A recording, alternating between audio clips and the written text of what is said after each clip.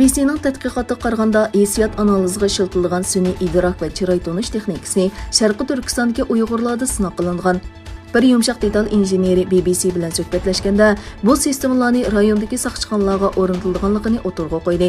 Kishilik huquq qo'g'dug'uvchilari bu ayblashlarning istifodatini ko'rib, bu qilmishning hayron qolarlik ekanligini aytdi. Xitoyning Londondagi bosh elchixonasi bu ayblashga bevosita javob qaytarmadi, ammo barliq millatlarning siyosiy va ijtimoiy huquqining qo'g'dilganligini bayon qildi.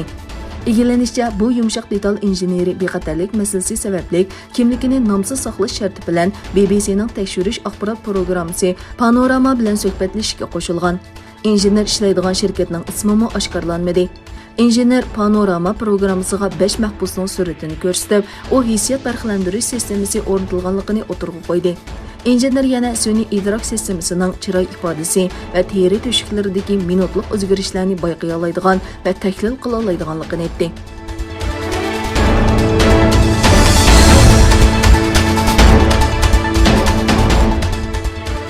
Xitoy Tashqi ishlar ministri Wang Yi Yevropa ittifoqining Xitoy bilan tuzilgan mablag' selish kelishimini to'xtatib qo'yishini tanqid qildi. Janubiy Xitoy atiganlik gazetining xabariga qaraganda, Wang Myunxin bexatarlik yig'inining 57-qatimliq yig'inida so'z qilgan. Wang Yevropa parlamentining Xitoy bilan hosil qilingan mablag' selish kelishimini tasdiqlashni vaqtincha to'xtatishni tanqid qilib, Yevropa ittifoqining Xitoy amaldorlarini Sharqi Turkiston rayonida kishilik huquq dafsandichiligi bilan ayblanganligidan hayron qolganligini aytdi. Wang kishilik huquqni savdo masalasiga bog'lashning xato ekanligini aqlab, Uyg'ur rayonidagi irqiy qirg'inchilik ayblashlarining yolg'on va mishmish parang ekanligini aytdi. Wang mablag' selish kelishimining tek taraflik emasligini tilga olib, Xinjiang masalasi Xitoyning egilik huquqi va bexatarligiga chetildi degan.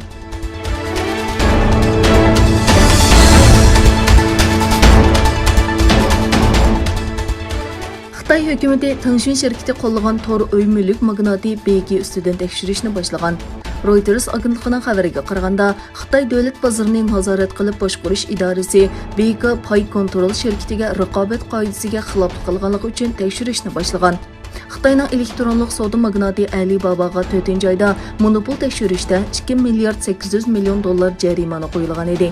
Shuning bilan birga yemaklik taqsimlash shirkati Meituanga qarshi monopol tekshirishni boshlangan. Beki shirkati bu haqda hech qanday bayonot bermadi. Bu shirkatning qurg'uvchisi Zuxiyning oldin qatda noma'lum kasal bilan qazo qilganligi e'lon qilingan.